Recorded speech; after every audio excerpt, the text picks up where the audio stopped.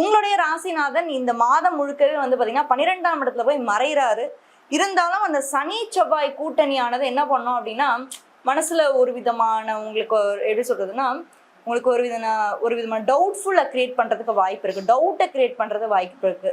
பொதுவாகவே இந்த செவ்வாயானவர் 12ஆம் இடத்துல மறையக்கூடாதுன்னு நம்ம சொல்லுவோம் ஜோதிடத்துல. ஏன்னா அவர் வந்து காலச்சக்கரத்துடைய முதல் ராசி ஆளுமை செலுத்துறாரு, 8ஆம் ராசி ஆளுமை செலுத்துறாரு. ஸோ 12ஆம் இடத்துல செவ்வாய் மாதிரி ஒரு தைரிய வீரியஸ்தானம் இருக்கக்கூடிய ஒரு எனர்ஜி, ஒரு மனிதனுக்கு தைரியத்தை பத்தி சொல்ற செவ்வாய். ஸோ அப்ப சனி செவ்வாய் இணைவு அப்படின்றத போர்க்களத்தை கூட உண்டு பண்ணும். ஸோ மனசுல ஏதோ ஒரு போர்க்களமான ஒரு வாழ்க்கையை வாழ்ற மாதிரி கூட ஃபீல் பண்ண ஆரம்பிப்பீங்க. ஸோ அது உங்களுக்கு செகண்ட் வீக்ல இருந்து வர்றதுக்கான வாய்ப்பு இருக்கு. ஸோ மனசை கொஞ்சம் அமைதியா வச்சுக்கோங்க.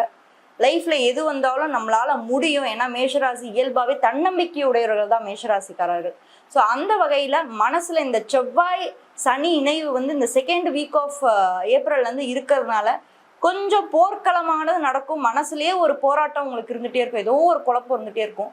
அந்த குழப்பம் கண்டிப்பா ஒரு வகையில சார்ட் அவுட் ஆகும். ஸோ அதெல்லாம் நீங்க நினைச்சு பயப்படவே வேணாம். ஸோ கரியரை பொறுத்த வரைக்கும் இந்த ஏப்ரல் மாதம் நல்லாவே இருக்கும். அடுத்து ரிலேஷன்ஷிப்ஸ் எப்படி இருக்க போகுது, நல்லது நடக்குமா, எங்களுக்கான ஏதாவது வாய்ப்புகள் இருக்கா, கணவன் மனைவி உறவு எப்படி இருக்க போகுது, மேரேஜ்க்கான பாசிபிலிட்டிஸ் இருக்கா, குருபலம் வந்துச்சா இந்த மாதம் நீங்க கேட்டீங்கன்னா, உங்களுக்கு இந்த மாதம் மேஷராசியை பொறுத்த வரைக்கும் உங்களுடைய ராசியில இருந்து 3ஆம் வீட்டுல குரு இருக்காருங்க.